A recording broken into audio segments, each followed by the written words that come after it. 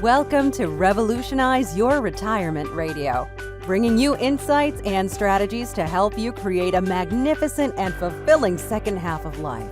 Here's your host, certified professional retirement coach and best-selling author, Dr. Dorian Mintzer. I want to welcome everybody to my fourth Tuesday Revolutionize Your Retirement interview with expert series. I'm Dorian Mintzer, your host. So now I want to just proceed because we're going to need to stop pretty much right at the top of the hour. So make sure you send your questions and comments in so I can integrate them. So I am so delighted to have Mary Pipher here. See, I almost said it wrong again, but Mary told me that it's like Pipher, so I want to say it right, with me today, and we're focusing on her latest book, which is Women Rowing North, Navigating Life's Currents and Flourishing as We Age. And just to tell you a little bit about Mary, she graduated in cultural anthropology from the University of California at Berkeley in 1969 and received her Ph.D. from the University of Nebraska in clinical psychology in 1977. She's worked most of her life as a therapist, and has taught at the University of Nebraska and Nebraska Wesleyan University. She was a Rockefeller Scholar in Residence at Bellagio and has received 2 American Psychological Association presidential citations, one of which she returned to protest psychologists' involvement in the enhanced interrogations at Guantanamo Bay. She's the author of 10 books, including Reviving Ophelia, which is now having its 25th anniversary reprint, and her latest, Women Rowing North. 4 of her books have been New York Times bestsellers, and she's a contributing writer for the New York Times. And she was also chosen in 2019 as one of the influencers of aging by Next Avenue. I'm particularly delighted, Mary, to have you here. You know, when we did some emailing, Mary and I overlapped a little bit at Berkeley, at UC Berkeley. Oh, really? Right. And I feel like we're kindred spirits. We're pretty much the same age. I'm actually a year older, being right there at the cusp of the leading age, or at the leading age of the boomers. And also share your interest in studying of cultural anthropology, psychology, feminism, positive psychology. And, you know, we've kind of gone through the same life stages and are at a very similar life stage too. And I'm currently dealing with some hip pain, so I very much feel that I resonate with so many parts of your book. So I'm really just delighted to have you here. So, you know, I find it interesting. It's sort of the 25th anniversary of Reviving Ophelia, where you were really challenging and talking about the stereotypes and the narratives of girls during teenage years. And now, you know, you've kind of come full circle of writing about women transitioning from mid-age to older age. So I thought it might be good I know it's a more superficial question, but just kind of what led you to write this book now? And you know, I know you talk about it in your book, but maybe tell the listeners how and why you've written the book and how you chose your title, because I know you specifically chose the word rowing, and I thought that might be a good place to start. Sure. Well, and Dory, it's interesting you mentioned Reviving Ophelia, because I think this life stage that women face from about 60 on mostly is like that early adolescent stage for girls, in that the definitions the culture offers girls or women our age are so at variance with our own efforts to define ourselves, with our own sense of who we are and truly want to be.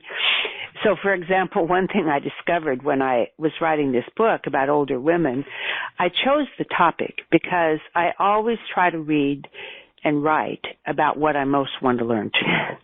And as I was moving into this life stage, as my friends were, I realized we have no role models. We have very little sense for how to do 30 more years at 60 and be happy. And I also realized we're moving into a time when there'll be some losses and changes that we don't necessarily like. And yet, at the same time, many of my friends were saying to me, this is the happiest time of my life. So I was really struck by that paradox between sort of what we all know is inevitable as we age and how women were actually feeling. And I was also struck by the paradox that women, no matter their age, refuse to say they were old. When I tell women I'm writing a book about old age, they'd either immediately go, I'm not old, or they would say to me, you're not old. But what they were really saying is, I refuse to identify with the cultural caricatures and stereotypes and negative images that Western civilization has of older women. I wanted to find myself. So I see the parallels between Reviving and Women Roaring North in that need for self-definition, for new ways of seeing how to be in this life stage and be happy and growing and thriving. Flourishing is a word I use quite a bit in the new book. And I chose the word rowing for my journeying metaphor because I think to be happy in this life stage requires quite a bit of work. If you're not careful, if you don't work to become better, you can grow bitter in this life stage. Mm-hmm. I mean, we really have two choices.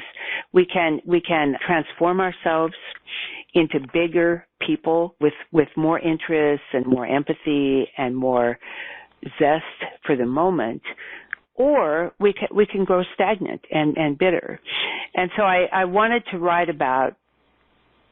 discover the process by which I could grow and flourish. Mm-hmm. And then I wanted to write about that process as I watched it through women my age. And I only interviewed women that I felt were flourishing. There's women who aren't flourishing, but I felt they had very few lessons to teach.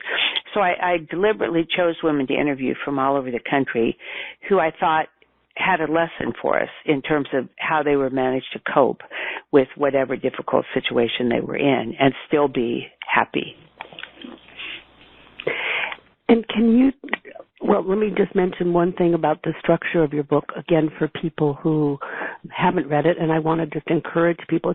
It's really a wonderful book. We're reading it in a book group that I'm part of, too, which has been quite a lovely experience and for all of the same age. But I just want to mention that what Mary has done is she's divided it into 4 parts.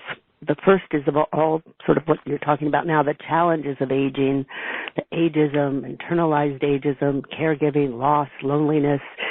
Part 2 is the travel skills necessary for this river journey and understanding ourselves, skillful choices, community building, managing our narratives and gratitude, and the importance of being useful.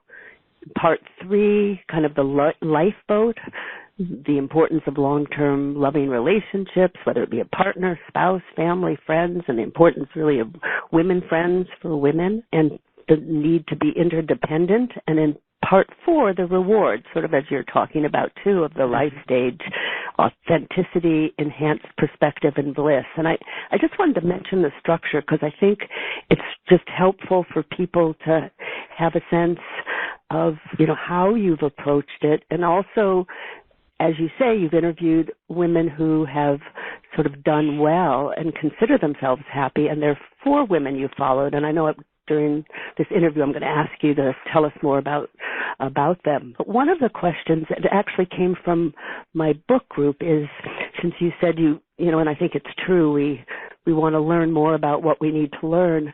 What has the writing of the book been like for you? What have you learned that you're able to share about yourself? And it's a very broad question, but about yourself in this life stage.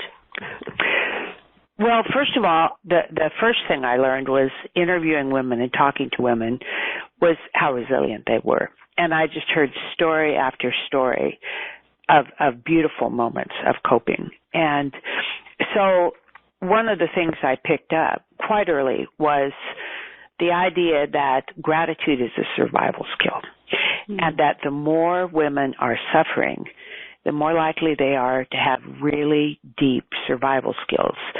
And it isn't because they're being nice and grateful.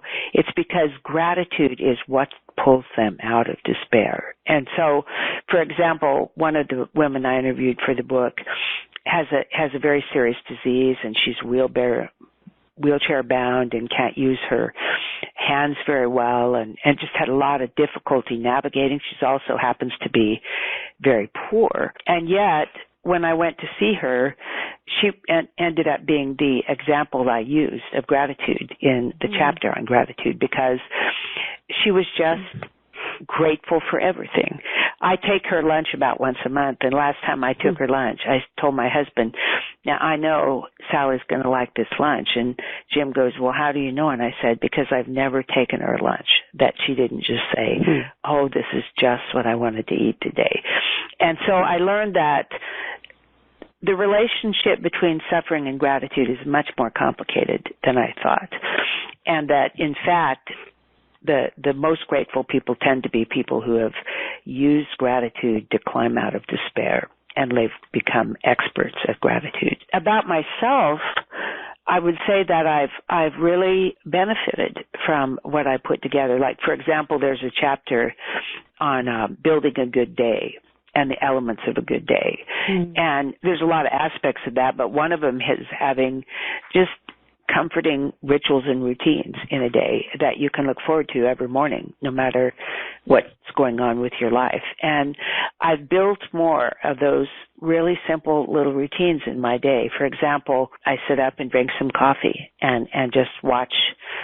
Right now the sun isn't coming up when I get up. I get up early, but watch the day come upon Nebraska where I live. And I'm doing some stretches, and I'm going to a class every day, and I try to see at least one woman friend every day. And these things all help me just feel balanced and happy when I wake up in the morning, that I know I'll have some small pleasures.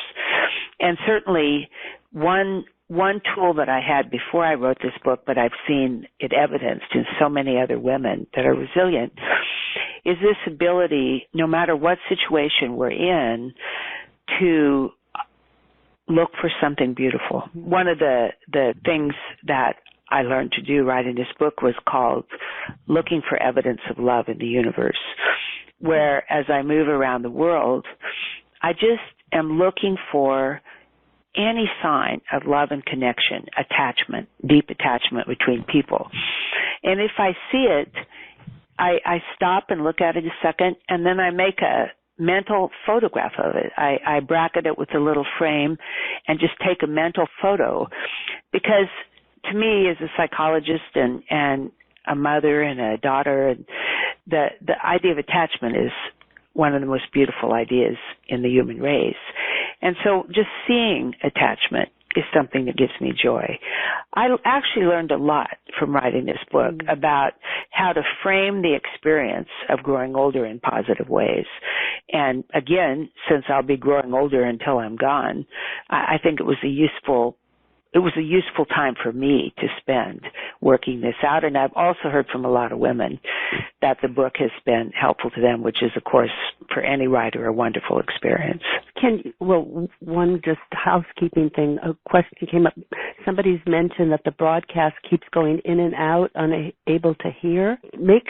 Check and make sure that if you're on the phone and internet that you've muted the internet, because sometimes that can make it difficult to hear. Or if you're having trouble hearing, you might want to not be on the phone and just be on the internet. I just wanted to sort of see if I could troubleshoot that. And Donna, if you have any thoughts on that, if you can check the questions, you'll see that comment, so you can kind of help with that. Can you elaborate a little more on sort of, and you do it so beautifully in the book, but how you frame the experience of growing older? Because I know you talk about resilience and the importance of intention and attention and making choices of how to deal with, we can't control everything, but how we respond is something we can control. Can you elaborate? Because I think it's just, some wonderful wisdom that you have to share about that. Right. Well, and that's really the core of the book. The core question is, how do we cultivate resilient responses to all the challenges we face? And I think that the resiliency is built by attention, careful attention, and intention. So we can choose what we pay attention to. Whatever we look for, we'll find. If we're looking for love, if we're looking for joy, if we're looking for things to appreciate, if we're looking for calmness, we will find those things. If we're looking for trouble, if we're looking for things to be upset about, goodness knows there's plenty in American culture today. So one of the things I say is happiness is a choice and a set of skills. And the choice is really critical. I don't think it's ever too late to learn to be a happy person. I mean, for example, I would not claim that I myself am a paradigm of happiness or a naturally sunny person. What I would say is over the course of 70 years, I've had enough practice at building skills that I've learned some things. I've learned some things about how to be happy that I didn't know when I was younger, and that these things are very important for holding our lives in place. Attitude isn't everything, but it's almost everything. And if you wake up in the morning and immediately set your intention that I'm going to make this a good day, and I'm going to make the people around me happy, and I'm going to make myself happy, you're off to a pretty good start. And then the skills, I mentioned the skill of gratitude. Another skill is the skill of reasonable expectations.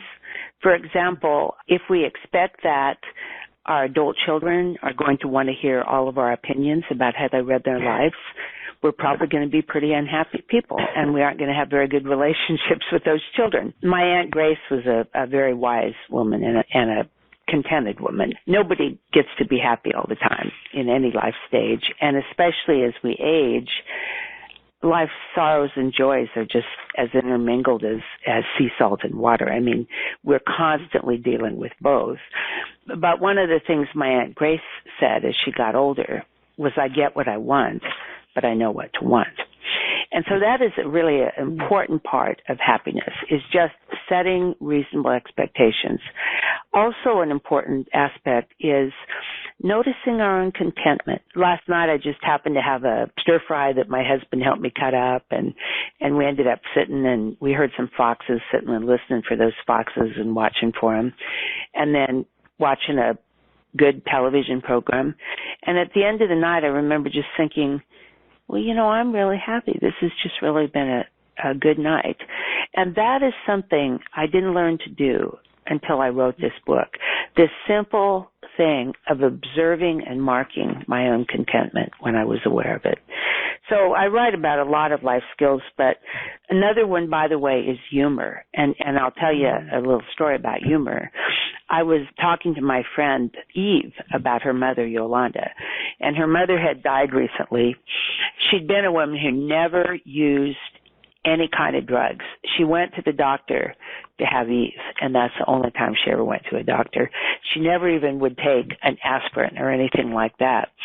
But when she was dying, she had pneumonia, and she was in a lot of pain, breathing, and she was in an ICU, and the doctor came in, and he said, Yolanda, I'd really like to give you some morphine for your pain. And she started to shake her head no and make her statement about, I don't take drugs. And Eve kind of looked at her imploringly like, please, mother, do this. So she nodded her head she would take this shot. And she'd been all clenched up and just kind of in a grimace. And then when she got this shot, her body just immediately relaxed. And she winked at her daughter, Eve, and said, what a fool I have been. I should have taken up drugs long ago. And they both laughed. You know, it was a good moment to make a joke. And so that is a really important thing, too, is just figuring out how to rescue a bad moment with a joke or an awareness of something that is positive. Yeah, it's like how to make the lemonade out of the lemons, in a sense. It's very much like that. Yeah. Yeah. It ties into another question I wanted to ask, which, I mean, in this case, it sounds like her daughter was the one who sort of gave her permission. But, you know, I know for myself and through work, and I know through reading the book that we're similar in this, that it's so easy to be socialized to sort of take care of other people and not necessarily take care of ourselves. And it's also hard for some of us to ask for help. And I know you talk about that, and I wonder if you could elaborate, because that's, I think, another really important skill that we need to develop throughout life, but particularly now. Well, women, basically our boomer generation of women were socialized not to have needs. You know, we were supposed to be nice. We were supposed to be good. We were supposed to meet other people's emotional needs and other needs. And I mean, I remember watching my aunts, and they'd cook these big family meals, which meant killing chickens and making biscuits and scraping corn and so on and so on. They'd be in the kitchen all day. And then when dinner time came, everybody'd sit around this big round family table out in eastern Colorado, and my aunts wouldn't sit down. They'd stand at attention behind the table so that if the biscuit plate needed refilled or the iced tea jug needed refilled, they could run, take care of that right away. And that was the model for what a good woman was like. Well, nobody taught us when we were girls to take care of ourselves. So if we know how to do that, we've learned on our own. And in general, the world doesn't particularly encourage us to do that because we're such good, skilled caretakers for the most part. But I talk about a couple things. One is the power of yes and the power of no. And the power of yes is simply the power to listen to your own heart and do what it tells you most want to do. To actually pay attention to this part of you that's saying, Mary, you need to lie down and rest. Or Mary, you know you've always wanted to go to a beach in the winter, or whatever it is. Then the power of no is learning to say to other people, no. You know, someone will ask you to do them a favor, or can you be on a certain committee with them, or would you mind watching their dog while they're gone? And of course, sometimes we all say yes, and sometimes we all keep appointments we did not make. We have no choice but to say yes. But sometimes we actually have a choice if we allow ourselves permission to believe that. And one thing that's very hard for women is to just say no and not start making all kinds of excuses and over-explaining themselves. So one thing I talk about in the book is just simply learning to say no. And you could modify it slightly with that won't work for me, or no, I won't be able to do that. But that's it. It doesn't really need to be explained further. It's just a way to set and hold a boundary and protect. You know, as we age, our time becomes very precious. We start having intimations of mortality. We know the runway is short. And because our time is so precious, I think most of us become aware of we want to protect it. You know, we want to use that time for what's most important to us. Absolutely. And I must say, I'm so glad you said yes to being part of this interview, because I know it would be easy to say no, but I think you're so right about the boundaries, and we're not necessarily socialized to be able to say, you know, this isn't good for me, but this is. And I think just being aware of that choice is so important. It leads, well, I want to integrate some of the questions. I know I have so many questions that I've come up with, but I want to integrate some of the questions from people on the call. And one is from, I hope I'm pronouncing this right, Lourdes from the UK, she said it's her first time being part of this call. And clearly she's read your book, and she says, Mary says that we grow by developing our moral imaginations and expanding our carrying capacities for pain and bliss. Can you give us a few strategies for building them? Yeah, well, first to define moral imagination. Right. To me, that's my ultimate value system. What's good to me is that which increases our moral imaginations. What's evil is that which decreases them. So, for example, reading a book about people, I'm reading a book right now about workers from the Philippines called The Good Provider is One Who Leaves. And it's teaching me a great deal about the situation of a third of the Philippine people at any one time are away from that island, and their families working to provide cash so their families can survive in an overcrowded island without enough work. And so anything like increases one's moral imagination, interacting with people differently than oneself, or developing a relationship with a wild animal. For example, learning to befriend a bird or a squirrel to the point you can actually have a sort of a conversation with it. All of those things increase one's moral imagination. And that's really an important thing. And my goal for myself, and I think it's a goal worthy of all people, although we all get to choose our goals, is to, by the time I die, be able to include the entire circle of life in my circle of caring and have empathy for and a desire to love and help whatever is alive. So that's a really important part of what I see progress on life's journey. And what was the second part of Lourdes' question, Dori? So you said that by developing our moral imaginations and expanding our caring capacities for pain and bliss. And and I wanted to say something about strategies for that? Yeah. Yeah, we all suffer, but we don't all grow. And what's involved in expanding our caring capacities for pain and bliss is actually facing our own emotions honestly. And if we repress our emotions, if we numb ourselves out so we don't feel them, we can't grow. Because emotions give us the essential information we need to understand ourselves and to heal. So, let's just take, for example, something like a death. Say we lose our life partner. I mean, of course, our original reaction is to be stunned.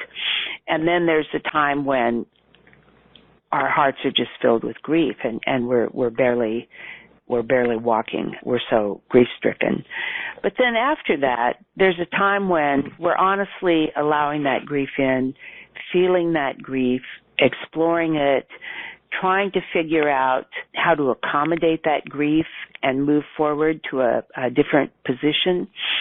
And that process of facing honestly one's emotions, even the saddest, most fearful, most painful ones, allows us to rebuild our vitality and zest for life. And also, oftentimes, we grow a deeper soul and we have more capacity then for the next problem that comes along. So, for example, I tell a story in the book about my friend Abby, who was, when this incident occurred, she was almost dead from cancer and cancer treatment. She had ovarian cancer and she'd been through some really rough treatment. And we're sitting outside at a sidewalk cafe in San Francisco, and she's telling me that she doesn't even know who she is anymore, that she's just a shell of her former self, that she has no energy, that she just barely wants to walk down a street, let alone backpack up a mountain and so on, and that she just feels gone and doesn't remember who she was even. And just then we'd ordered tea and croissants, and her tea and croissants came, and she tasted her almond croissant, and she goes, "Oh, the Abby that loved croissants is coming back to me." Well, that's an example of being able to move beyond sorrow and into something more hopeful.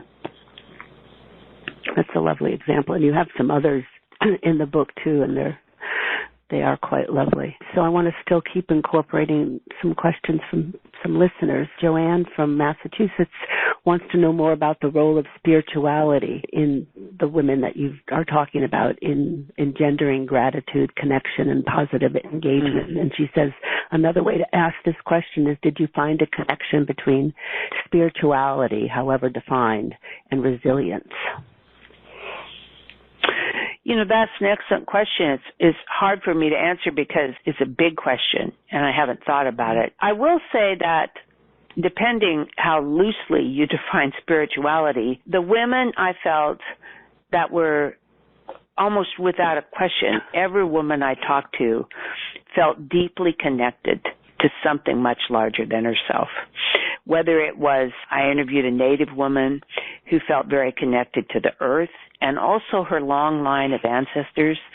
I asked her what tribe she was from, and it took her an hour and a half to tell me, because she went back to the very beginnings of knowledge about her tribe, the Iroquois, who then later broke off part of it and migrated as a different tribe into Nebraska.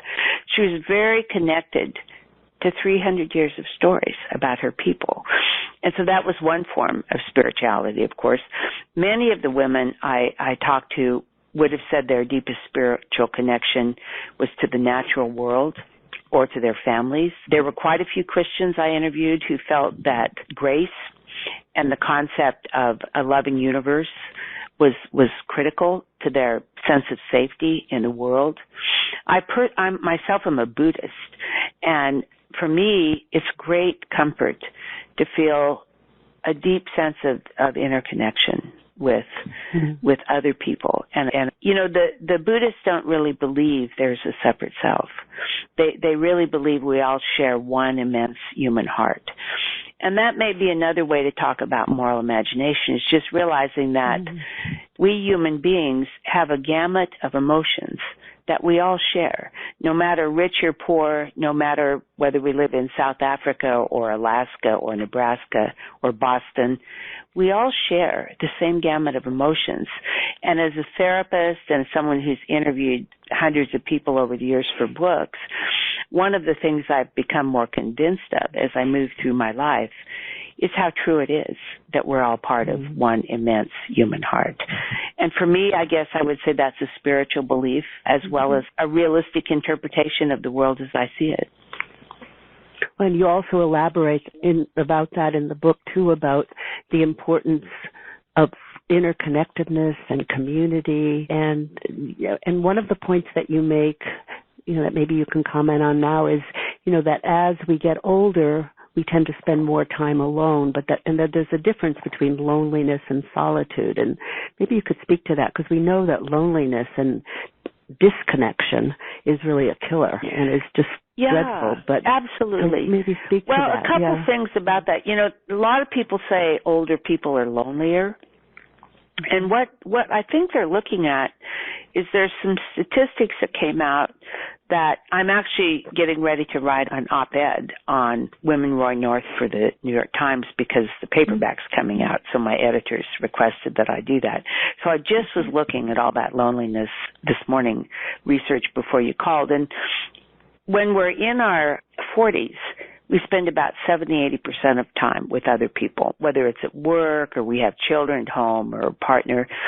By the time we're in our 70s, most people spend less than 30% of their day with other people, unless, I mean, if they're married, of course, they may have someone in their home or their partner in their home. But most of us spend much more time alone. And I write in the book about the difference between loneliness and solitude, and essentially the difference is what you call it. And if you call it solitude, that implies that you have within yourself a host of ways you can make that time meaningful and enjoyable and experience things that matter to you. For example, one thing I've found about my women friends, and I write about it in the book, is many of us need solitude as we grow older. We crave it. We really appreciate it. It's become something we really value very much. On the other hand, and here's an interesting study I just read about this morning. There's a study out of people in 2018 by Cigna that just came out, and it's a survey of loneliness by demographic groups, and the least lonely demographic is the boomers. We are the least lonely group, and women are the least lonely of the two genders. So women are the least lonely, as well as being the most happy. Older women are the least lonely and the most happy of any demographic groups in America. And the way I explain that to myself, I have no empirical support for this, but the way I'm trying to make sense of those two, we're alone more and we're the least lonely, is the idea that we know how to have friends. You know, we know how to get together with people for dinner, or call our brother in Seattle and visit with him about his week, or have a card party, or meet some people and go for a hike. We grew up with parents who knew how to be social and have company, and we grew up as children mostly interacting with people, and we're a rather clubby generation. We turned to peers when we left home. We're very peer-oriented generation, and we've stayed we're both very focused and loving with our families and very engaged with our families, but we've also much more likely stayed connected to our friends and a group of people. And I don't know about you, Dori, but I've still got some friends from college years that I'm still connected to. So over the course of, it's been over 50 years since I've been in college, I've got a lot of friends that have collected over the years. So, and I think that's true with many of us women. Right. Yeah, I think it's more true probably for women than men, although I must say my husband, I always say, is somewhat of an exception because he has kept up with a whole group of some college friends, and for him, since he's in his 80s, it's, you know, he just was at his 65th reunion, so I just find that wonderful. And for me, yeah, I was like 50 years ago in college. It's so important, but do you find that, I mean, I know you speak more in the books about women, but I do think there's somewhat of a gender difference, that it's perhaps easier for women. Yeah, well, actually, that men. was in the study. There is a gender difference. Yeah. And again, my personal explanation of that, not empirically backed, is that women are taught to connect. We grow up socialized to be connectors. Men are taught to individuate, and they're taught to value work and accomplishment, and we're taught to value relationships and connection. And so what happens is those things that women were taught that can be a burden in some ways on us all of our lives also end up in a kind of both and way being our one of our greatest strengths as we get older, because we're used to talking to friends. We're used to making taking the initiative and making the openings for gatherings and ways for women to be together. For example, I've got a group of friends, I think it's been about 30 years now. We go on now we cabin camp. We used to camp outside, but 20 of us go on a big camping trip once a year and fill each other in on our lives. And that's something that men are not as likely to do, to just organize their friends to do things together, call up their friends to see how they're doing. And so I think it's men tend to define themselves by their work. And when they quit working, often they're lonely because their friends were work friends. Whereas women, they have work friends and they define themselves by their work too, but they're also more likely to do some extra work to keep women friends in their lives. Mm-hmm. And you stress how important it is, and I know from my own experience that women friends are just so crucial and important to, and that sense of community with them, of people that you can turn to or call whenever you need to. It's really important to have and to develop. I call women friends my mental health insurance policy. And the thing that's wonderful about close women friends is so many of us women do a lot of caretaking, and it's our close women friends that take care of us. And it's a mutual caretaking. I mean, half of the time we're taking care of them, half of the time they're taking care of us. But those are lovely relationships. Right, absolutely. So let me integrate a few more questions from listeners. So Thomas from Copenhagen says that you write in Women Rowing North a sort of general statement about human development, and he quotes, "We don't heal without hurting. The cure for the pain is the pain." And his question is pain, in your opinion, both illness, being tied to a wheelchair, as you've already talked about, or do you also think about existential pain, feeling lost, depressed, etc.? And could you elaborate on this? Well, Thomas has asked a very good question. It's a very difficult question because there's physical pain, there's the pain of loss, there's the pain of losing our friends, losing our own functioning, the pain of awareness that our time is finite. There's that kind of emotional pain. And then there's depression, and then there's a kind of existential despair for the human race. And they're all different. But when I say the cure for the pain is the pain, and we grow through pain, I don't think we all grow through all pain. I think that we grow through pain if we have a process by which we can go through pain. So, for example, people can become very stuck in depression and negative self-talk. They're not really growing, they're ruminating.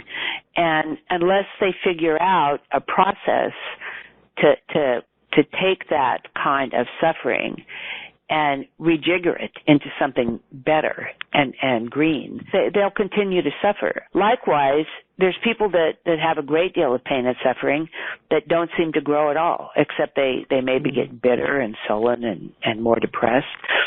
And so it's a very difficult topic. Do we all, how do we grow from all kinds of pain? My own experience as a therapist is that almost everybody I saw as a client came in pain. I mean, that's why they were there. Nobody goes to a therapist and pays money to talk to a stranger for 50 minutes if they aren't in significant pain at the moment. And that there actually is a fairly clear-cut and practical, workable way to approach learning from pain.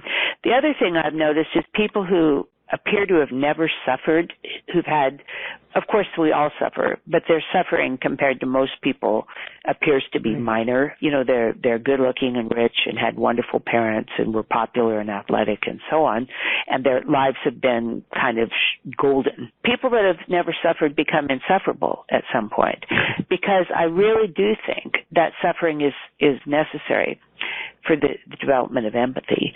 And empathy to me is the primary vehicle for growth, a deep understanding of our connection with other people, and that we are never alone in our suffering, that when we suffer, we join a community of people going back 200,000 years that have suffered in the same ways we have suffered.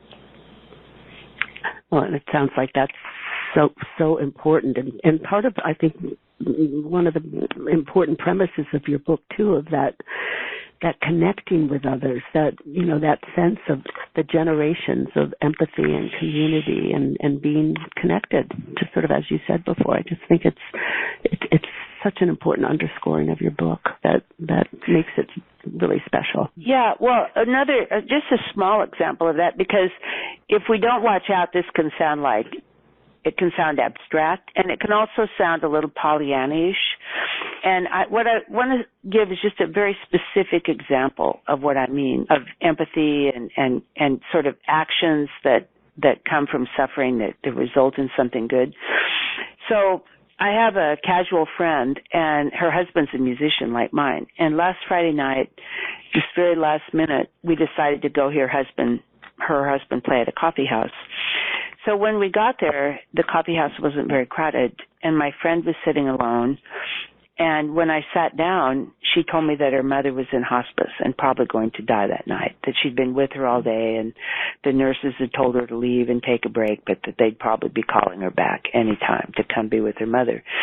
So she was sitting there alone. It was one of those women who had not asked for help or support, or of course I would have intentionally been with her. I just happened to be accidentally with her.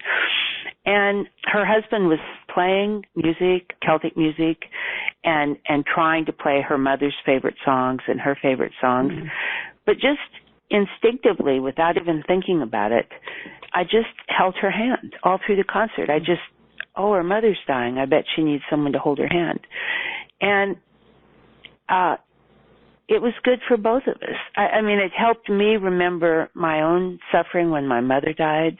It helped me realize how universal that experience is, that we all at some point lose our mothers, and that it's part of the human condition, but it's a hard part. And then it increased my holding her hand, increased my love for her, because I was with her at a critical moment of her life. And she, when her mother did die that night, she texted me the next morning and said how important that I was there, that I held her hand. And so these are what I'm talking about, these little acts that really take no great effort. They just take a desire to be present and connect with other people, can just make a huge difference in our own loneliness, in our own sense of agency. Do we matter? Are we worth something to the universe? And in our own developing capacity to tolerate pain in ourselves and other people. That segues, I think, beautifully into this question from Dorothy, who's from Virginia, who says, would you talk a little bit more about the paradox of invisibility in aging? It seems as I become more invisible in the culture, I'm more visible to myself. Well, I think so too. I think obviously we can say some bad things about invisibility for example, I notice this if I go out to a restaurant with a really pretty young woman, that I'm pretty much invisible to the waiter while he falls all over himself attending the pretty young woman. And so we all have those experiences of, I don't think this person really is very aware and attentive to me. But there's two things about that. Invisibility also gives us a great deal of freedom. And in my case, and I think in many women's case, they aren't all that unhappy to be spared the male gaze. The male gaze can be flattering and make us feel good, but it can also feel intrusive and pornographic and unpleasant. And so for me, at least, that's a relief. And I think for some women it is, for some it isn't. But another thing is, once you're invisible, nobody really cares or notices much what you're doing. So if you want to wear sweatpants to the grocery store, you can. If you start being more yourself in terms of you like to swear, so you start swearing a little more, or you like to, you're more outspoken, you're more relaxed about who you are.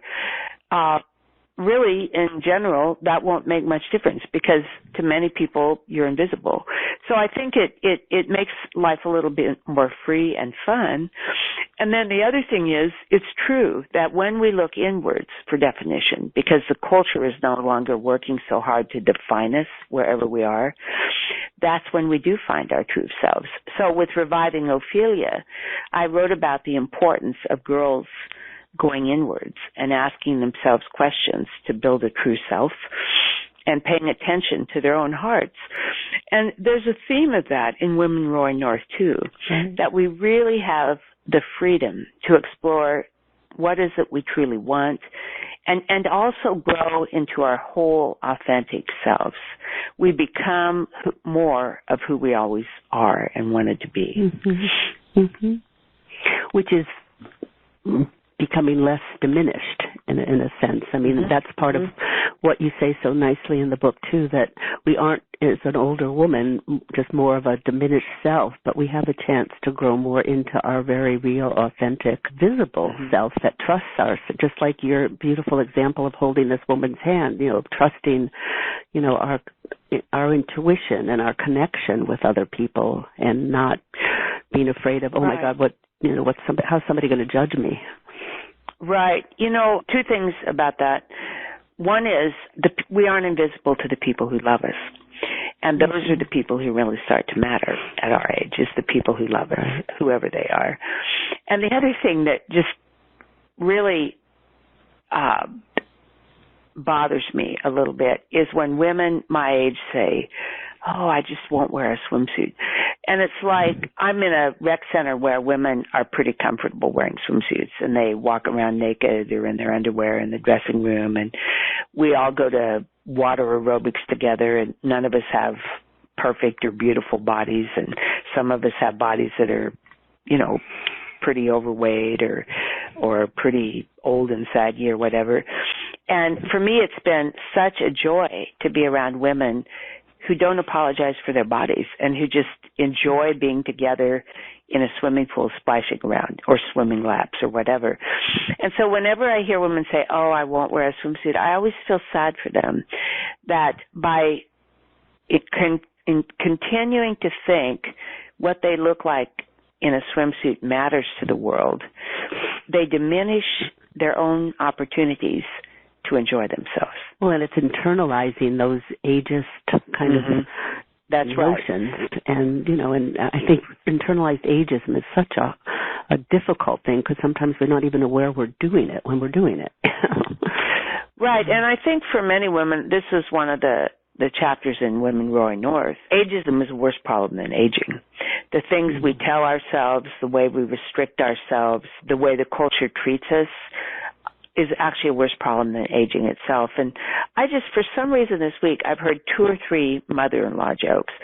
And those make me so angry because if we're lucky enough to have children who are lucky enough to find partners, we're all going to be mother-in-laws. And it's so hostile to just assume that we won't be loved just because we have that label. And so that's an example of, I really like to push back on that when I get a chance and just go, this isn't a funny joke, any more than a racist joke is a funny joke.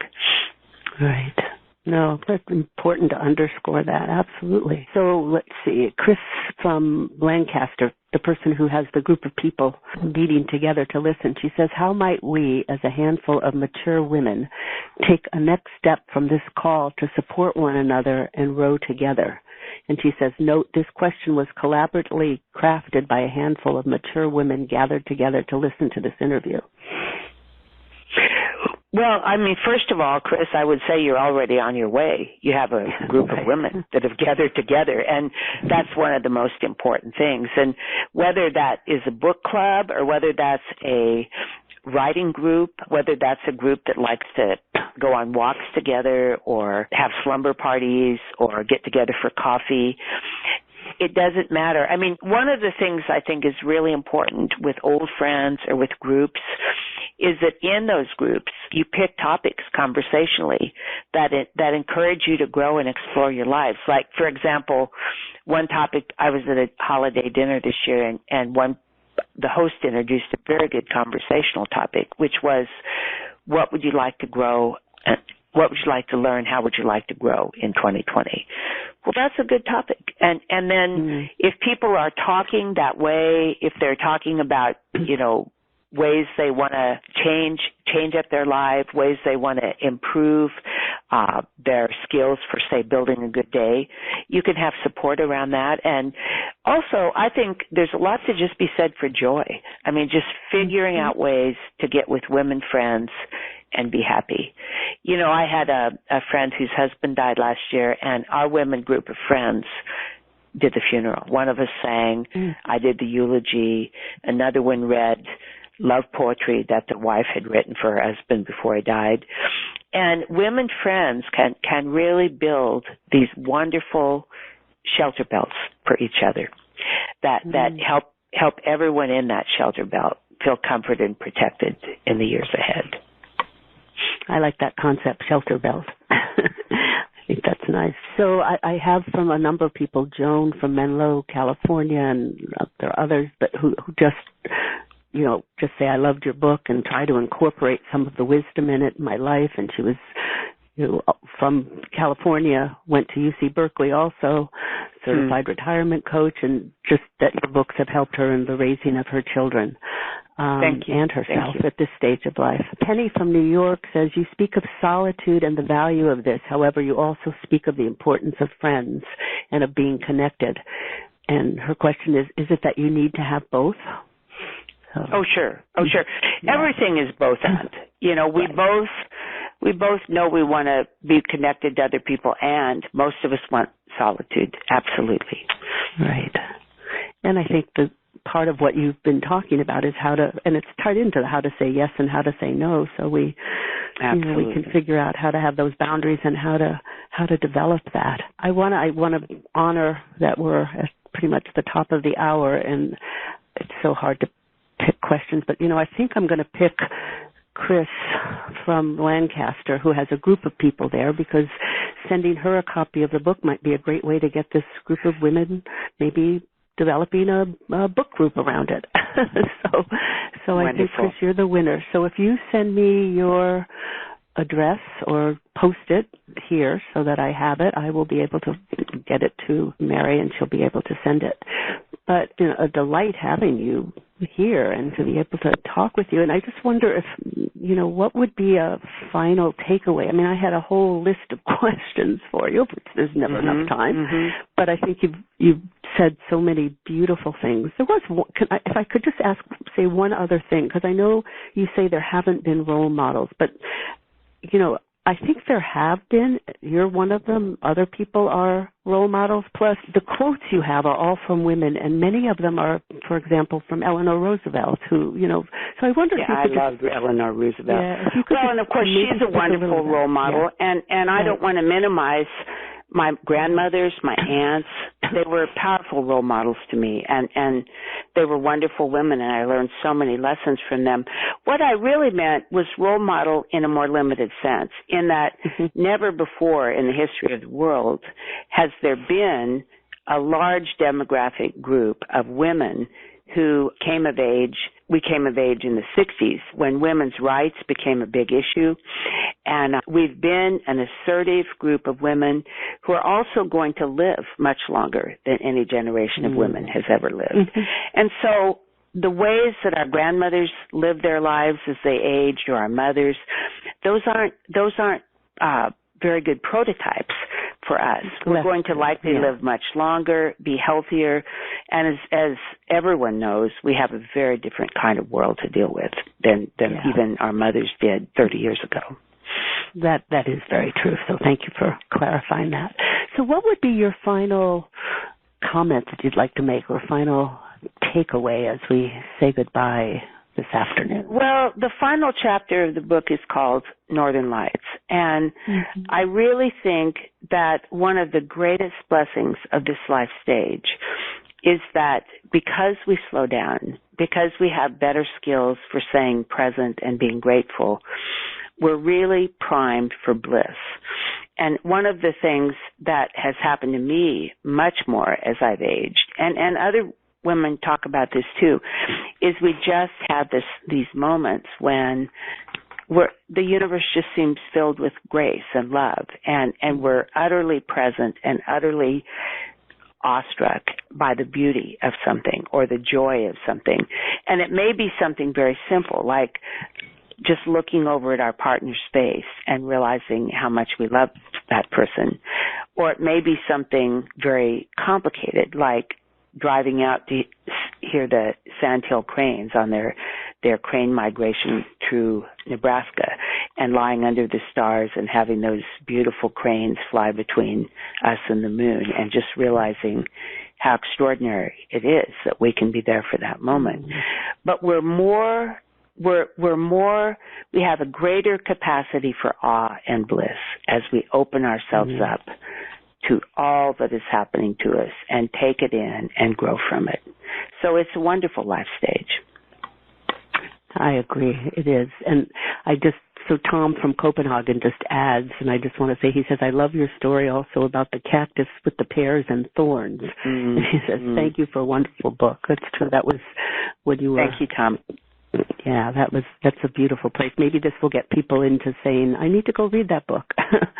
Well, thank you so much for being here with us and sharing with you. And I'm glad you mentioned about the final section of Northern Lights and this, this whole idea of, even with the knowledge of less time ahead, that it just makes the life we have much more precious, and being able to have gratitude and joy and bliss, as you say, and your book is a testament to that with the examples and all. And so I want to thank you for being a role model and sharing, and your wisdom of being of the same generation that I and many people on the call are, and writing this wonderful book.